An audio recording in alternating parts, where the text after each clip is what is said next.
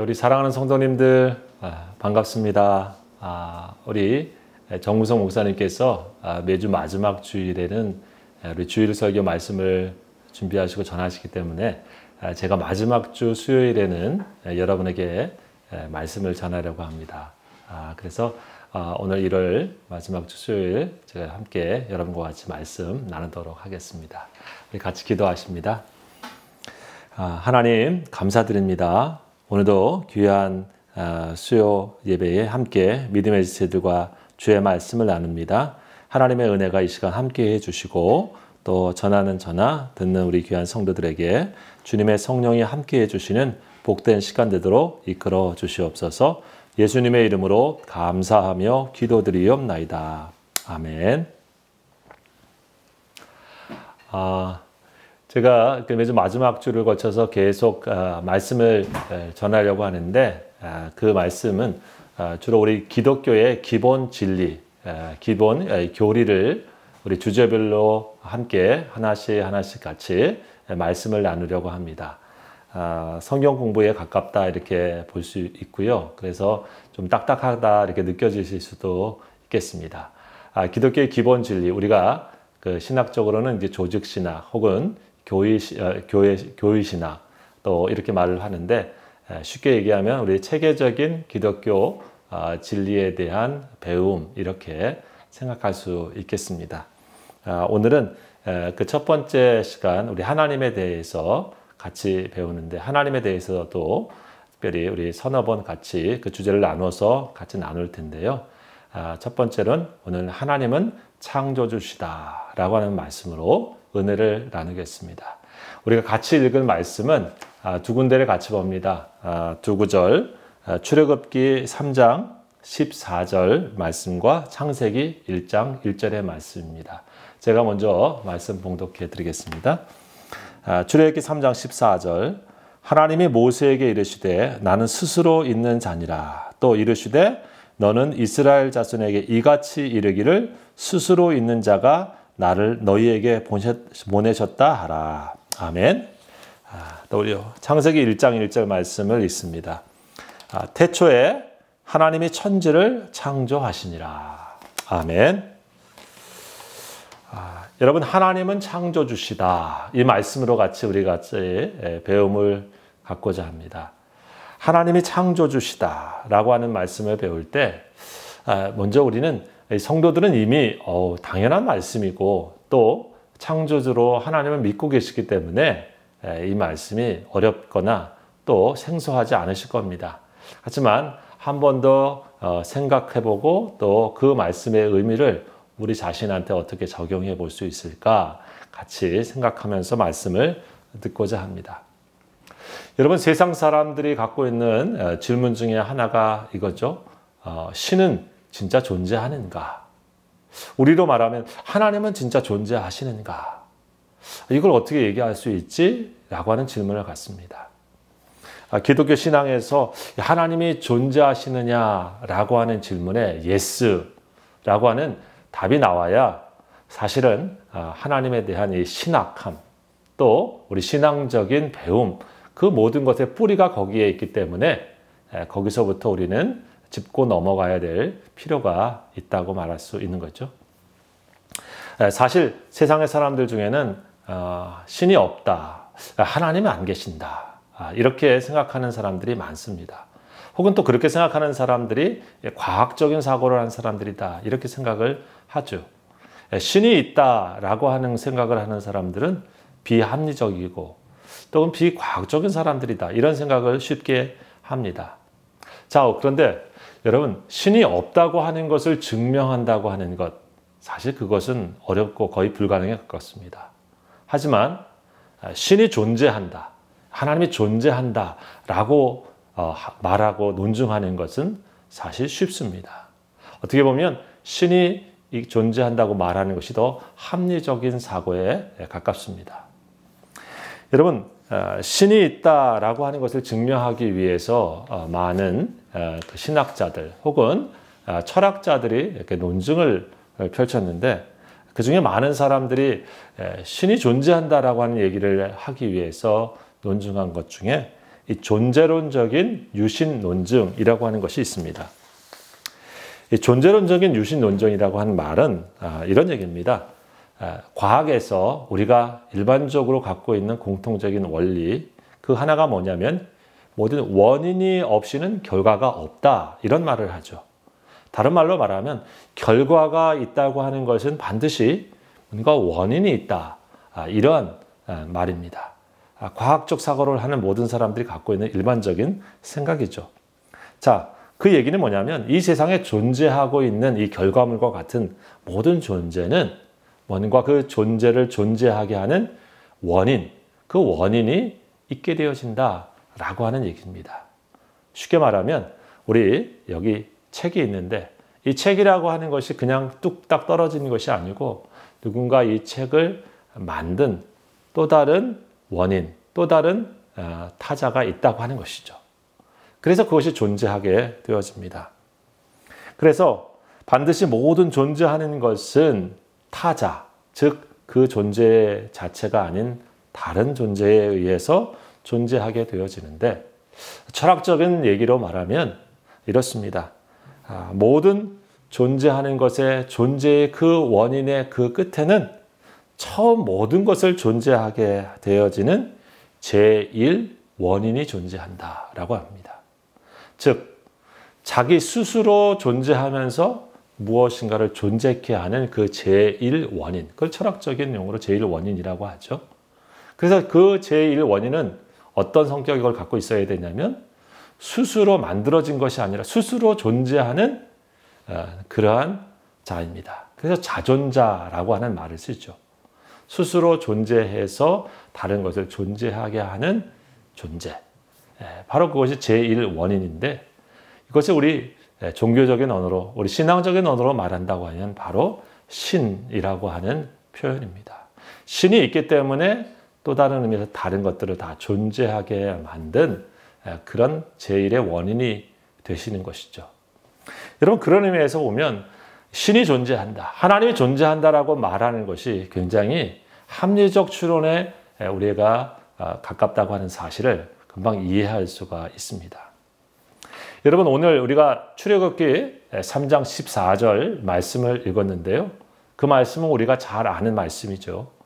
모세가 하나님의 명을 쫓아서 애굽의 이스라엘 백성들을 구원하러 가려고 할 때에 하나님이 자신을 호렙산에서 보여주셨는데 모세가 그들이 하나님의 이름을 물으면 뭐라고 말할까요? 라고 말할 때 오늘 말씀에 보게 되어지면 모세는 나는 스스로 있는 자다 라고 자신을 말씀해 주십니다. 영어로 보니까 God said to Moses, I am who I am. 나는 나야. 나는 스스로 있는 자야. 존재야. 철학적인 용어로 말하면 제1원인이 되시는 분이시고 자존자라고 하는 뜻을 하나님께서 성경적인 표현의 말씀으로 모세에게 말씀해 주고 있는 것과도 같습니다. 여러분, 그런 의미에서 우리는 하나님이 존재한다, 신이 존재한다고 하는 사실을 우리가 기본적으로 알 수 있고요. 또 이 세상에 신이 존재한다고 하는 것이 사실은 더 과학적이고 합리적인 사고라고 하는 것을 이해할 수가 있습니다. 그렇지만 여러분 어떻습니까? 사실 진짜 하나님이 여기 계시고 이 세상에 존재한다고 하는 것을 우리가 보이지도 않고 손으로 만질 수도 없고 이렇게 직접 들을 수도 없는데 어떻게 알 수 있겠습니까? 실제로 하나님께서 참으로 자신이 존재한다고 하는 것을 우리에게 알려주시는 유일한 방법은 뭐냐면 바로 그분 자신이 우리들에게 자기를 보여주시는 길밖에 없습니다. 이것을 우리가 익히 들은 말처럼 다른 말로 말하면 하나님이 자신을 계시해 주실 때 우리는 하나님을 알게 되어진다라고 말하는 것이죠. 계시라고 하는 말을 이 한자어죠. 자신에게 있어서 열어줄 계자, 보여줄 시자. 자신이 하나님께서 자신을 열어서 우리에게 보여주시는 것. 헬라어로는 아포칼립시스라고 하는 말을 쓰고 있는데요. 이 말은 하나님 자신의 존재가 어떤 분이신지, 또 자신의 성품, 자신의 능력, 것들을 하나님 스스로가 우리에게 보여주심으로써 이 세상이 하나님을 알 수 있다라고 말씀해 주고 있는 것입니다. 나는 정말 존재한다. 나는 이런 본질과 성품을 가진 존재다. 하나님이 자신을 보여주고 계신 것. 그래서 우리는 그 하나님이 자신을 보여주심, 즉 계시를 통해서 우리는 실제로 하나님을 알게 되어집니다. 하나님의 존재를 우리가 경험하게 되어지죠. 하나님께서 자신을 보여주시는 자기 계시는 여러분 성격상 우리가 두 가지로 이해할 수 있는데, 하나는 믿는 사람이나 믿지 않는 사람 모두가 또 알 수 있게 보여주시는 것. 그래서 일반적이고 보편적인 계시라고 말을 합니다. 다윗과 바울이 이런 얘기를 성경에 기록하고 있습니다. 시편 19편 1절에 보게 되어지면 하늘이 하나님의 영광을 선포하고 궁창이 그 손으로 하신 일을 나타내는도다. 또 로마서에 보게 되어지면 로마서 1장 20절에는 창세로부터 그의 보이지 아니하는 것들 곧 그의 영원하신 능력과 신성이 그 만드신 만물에 분명히 보여 알게 되나니 라고 말합니다. 즉 하나님께서 우주 만물을 통해서 자신이 존재하고 계심을, 또 자신에게 있는 하나님의 영광과 능력을, 그리고 그 신성을 만물을 통해서 지금 보여주고 계신다라고 하는 말씀이 성경의 증거이죠. 종교개혁자 칼빈은 그래서 이런 얘기를 했습니다. 우주 만물은 믿는 사람과 믿지 않는 사람 모두에게 하나님을 보여주는 하나님의 영광의 극장이요 거울이다 라고 말했죠. 여러분, 그런 의미에서 이 세상 속에는 여전히 하나님이 존재하고 계시다는 것을 보여주는 만물이 존재하고 있습니다. 그런데 여러분 어떻습니까? 이런 일반적인 계시는 하나님 자신을 더 정확하게 알기는 힘듭니다. 타락한 인간이 죄성으로 말미암아서 그 하나님을 제대로 보지 못하고 깨닫지 못하고 살고 있기 때문에 그런 것이죠. 여러분, 그래서 일반 계시는 우리를 참된 구원으로 이끌지는 못합니다. 구원에 이르게 하는 계시가 우리가 필요하죠. 바로 그것이 우리에게 특별하게 주신 특별 계시, 특별한 은혜, 바로 성경을 통해 우리에게 보여주시는 예수 그리스도의 십자가와 부활의 사건입니다.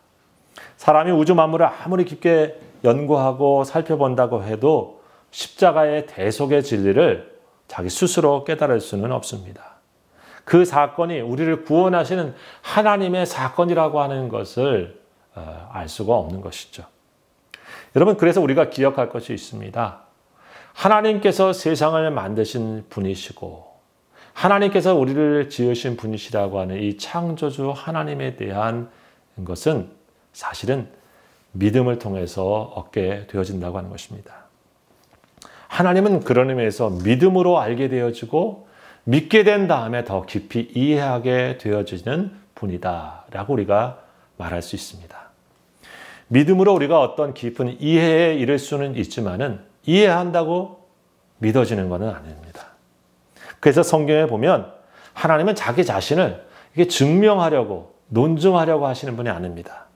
하나님은 자기 자신의 존재를 증명하려고 하시는 것이 아니라 자신을 선언하시고 선포하고 계신 것이죠. 오늘 우리가 읽은 창세기 1장 1절의 말씀이 바로 그겁니다. 태초에 하나님이 천지를 창조하셨다. 태초에 하나님이 천지를 창조하셨다. 이 창세기 1장 1절은 성경의 처음이면서 하나님에 대한 첫 번째 소개입니다. 즉 하나님이 이 세상을 만든 창조주이시다. 하나님이 저와 여러분, 우리 인간을 만드신 창조주시다라고 하는 것을 선포하고 계시는 말씀입니다. 여러분, 기독교의 신앙은 그런 의미에서 사실은 선포입니다. 그리고 이해가 우선되어지는 것이 아니라 믿음이 우선되어지는 것임을 다시 한번 우리에게 가르쳐주고 있습니다. 여러분, 믿음으로 시작해야 하나님의 진리가 이해되어지고 그 이해가 깊어지면서 하나님에 대한 믿음이 더 깊이 성숙해 가게 되어지고 있는 것이죠. 하나님에 대한 믿음을 갖고 시작할 때 그 믿음으로 받아들인 하나님의 말씀이 우리 삶에 떨어지고 심겨졌을 때에 우리 삶은 그 말씀 속에 있는 하나님의 실제가 경험되어지고 그 실상이 우리 삶을 통해서 나타나게 되어진다고 하는 것을 우린 신앙생활 속에서 경험하게 되는 것입니다.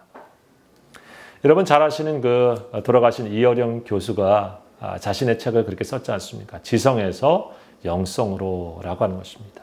한국 최고의 지성을 가지신 분이었지만 그가 믿음을 갖게 되어지면서 영성의 세계, 믿음의 세계를 발견하게 되어지고 하나님을 만나게 되어지면서 그는 이런 얘기를 그의 책에서 하고 있습니다. 하나님은 딱 한 번 창조하시지만 그 창조물들은 하나님의 창조 정신 속에서 태어난 모든 자연물들과 함께 잠시도 멈추지 않고 반복하지 않고 새롭게 변하고 있다. 바다의 수위가 늘 같지 않고 민물, 썰물과 조류의 간만으로 그 거대한 바다의 물높이는 늘 같은 날이 없지 않는가. 별들은 같은 자리에 있지 않고 태양은 떴다 급히 지고 달이 차고 기우는 것을 보지 않는가. 변화 속의 규칙이요 혼란 속의 질서이다. 그에게 있어서 하나님을 믿기 전까지는 그 모든 것들이 하나의 어떤 자연적인 법칙에 불과했겠지만 하나님을 믿고 나서 보니까 그 모든 것들은 창조주 하나님께서 창조하신 이후에 그 창조의 역사가 계속되어지는 또 다른 변화와 규칙의 놀라운 창조의 또 다른 모습을 감격하면서 글을 쓰고 있는 것을 발견하게 되어집니다.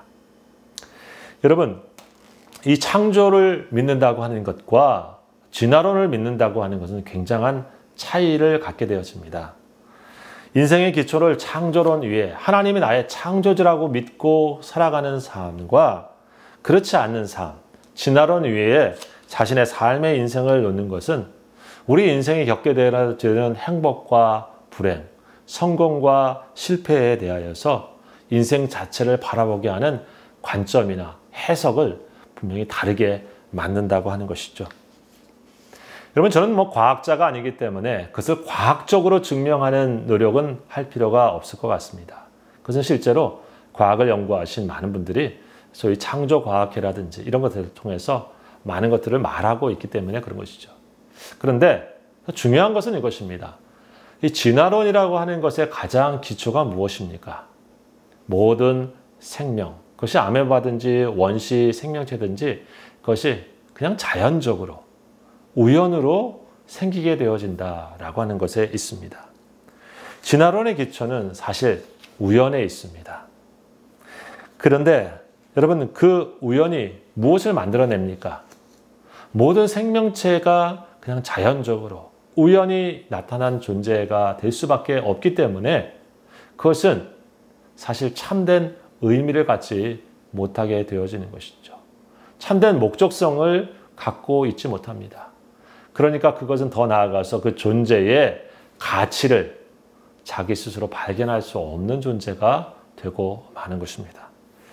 그런데 여러분, 하나님이 창조하셨다고 하는 창조주 하나님을 믿는다고 하는 이 창조론의 중심에 무엇이 있습니까? 세상의 모든 만물은 하나님으로부터 비롯되었고 하나님으로부터 생기게 되어진 것, 즉 우연히 되어진 것은 하나도 없다고 하는 것입니다. 창조론의 기초 속에는 필연이 있습니다. 세상의 모든 만물들이 하나님의 뜻과 계획과 의도 속에서 존재하게 되어져 있는 그런 피조물이라고 하는 것입니다.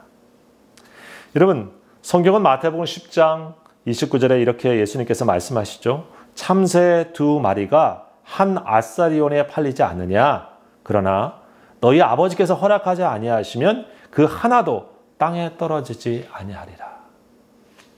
여러분, 세상에 살다 보면 이거 우연히 된 거야 이런 생각을 하죠. 하지만 어떻습니까? 우리가 다 이해하지 못하는 범위에서의 사실 우연일 뿐입니다. 하나님께서 갖고 계신 필연 속에서 우리에게 다가오는 우연 같지만 하나님이 주시는 그 우연 속에 담겨져 있는 놀라운 은혜와 기회와 또 축복이 우리 삶 속에 이루어지고 있는 것이죠. 우리 여러분 잘 아시는 그 가수 노사연 씨의 노래 만남이라는 노래의 가사가 우리가 잘 알죠. 우리 만남은 우연이 아니야. 그것은 우리의 바램이었어. 한 사람과 한 사람이 만나서 혹 부모와 자녀가 한 생명체로 만나게 되어지는 그 순간, 그것은 그냥 우연히 태어나 있는 하나의 피조물이 아니라, 하나의 생명체가 아니라 정말 사랑하는 엄마와 아빠가 간절히 사랑하면서 가졌던 그 필연적인 이유로 존재하고 있는 그 간절한 바람이 만들어낸 생명체이고 피조물이라고 하는 뜻이 담겨져 있는 것 아닐까요? 여러분, 우리는 우연히 태어난 존재가 될 수 없습니다. 진화론은 사실 그것을 우리들에게 전제하고 있다고 하는 것에 문제가 있습니다. 하나님께서 창조주라고 하는 이 사실을 발견하고 믿는 삶에는 우리의 삶에 하나님의 뜻과 계획 없이 우리가 이 세상에 되어지는 일이 없고, 하나님은 창조주로서 우리 삶에 의미를 주시는 분이라고 하는 것을 알려주고 있는 것이죠.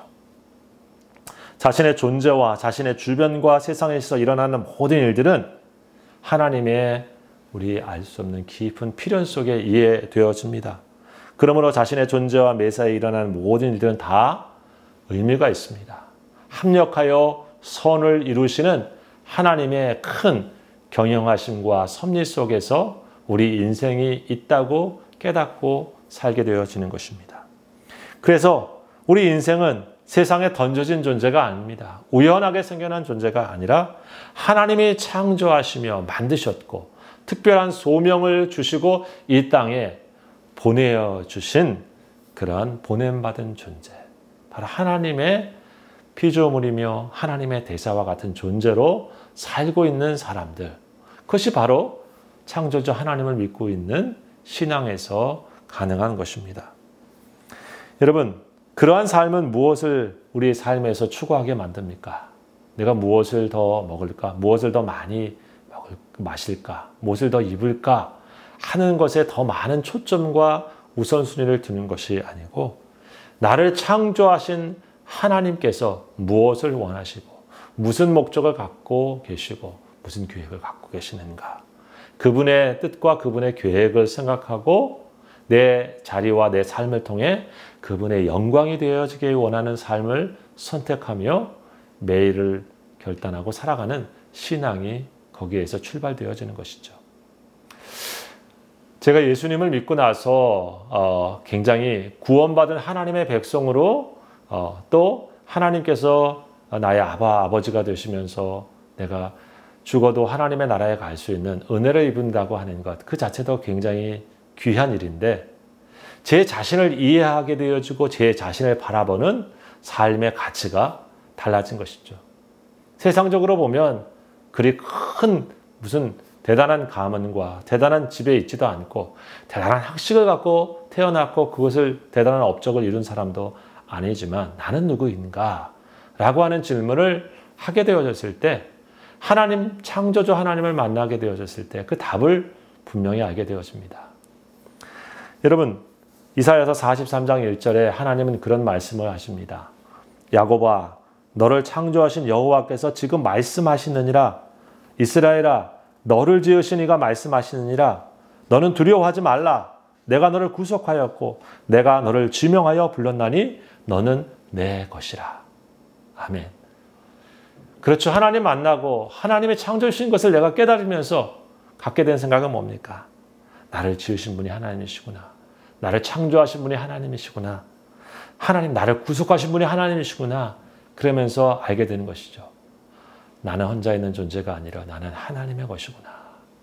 여러분, 하나님의 귀중하고 귀중한 존재이기 때문에 죄악된 세상에서 죄로 말미암아 멸망하는 것을 보지 못하시고, 하나님은 자신의 하나밖에 없는 외아들 예수 그리스도를 우리를 위하여 보내주셨지 않습니까? 여러분, 저와 여러분이 잘 아시는 요한복음 3장 16절의 말씀이 바로 그겁니다. 하나님이 세상을 이처럼 사랑하사 독생자를 주셨으니. 그렇죠. 하나님이 나를 이렇게 사랑하는 존재이구나 라고 하는 것을 그래서 깨닫게 되었습니다. 여러분, 우리가 창조주 하나님을 믿게 되어졌을 때, 그래서 우리는 바로 내 자신의 존재의 가치를 하나님으로부터 깨닫게 되어지고요. 내가 다른 모든 것들을 떠나서 바로 그렇게 하나님의 사랑받는 존재라고 하는 것을 알고 이 세상을 살게 되어진다고 하는 것입니다. 여러분, 그런 삶을 살아가는 저와 여러분의 삶은 어떻습니까? 오늘 매일매일을 주님의 뜻을 생각하고 바로 주님의 사랑을 마음에 품고 믿음의 영주를 매일 살아갈 수 있게 되는 줄 믿습니다. 사랑하는 성도 여러분, 저는 하나님이 세상을 창조하신 창조주 하나님이심을 믿습니다. 저는 하나님께서 나를 창조하신 분이신 것을 믿습니다. 우리 사랑하는 성도들을 창조하신 하나님께서 바로 우리 아버지 하나님이라고 하는 것을 믿고 매일을 사시는 우리 성도님 다 되시기를 주의 이름으로 축복합니다. 기도하시겠습니다. 아버지 하나님, 감사드립니다. 하나님의 은혜로 오늘 귀한 예배를 통하여서 다시금 나를 지으신 창조주 하나님을 묵상하고 우리가 말씀을 통하여 상고합니다. 주님, 세상에 아직 하나님을 알지 못하고 하나님이 자신을 지은 존재이신 것을 깨닫지 못하며 살아가는 수많은 이들이 있지만 우리로 하여금 그 은혜를 입어 주님을 알게 하심을 감사드립니다. 나를 지으신 아버지 하나님과 믿음의 걸음을 매일매일 살게 해주시고 주님의 허락하신 내 생애를 보냄받은 존재로 하나님과 함께 살아가는 구원받은 백성 다 되도록 지켜주옵소서. 예수님의 이름으로 감사하며 기도하옵나이다. 아멘. 예, 우리 감사합니다. 우리 또 평안하십시오.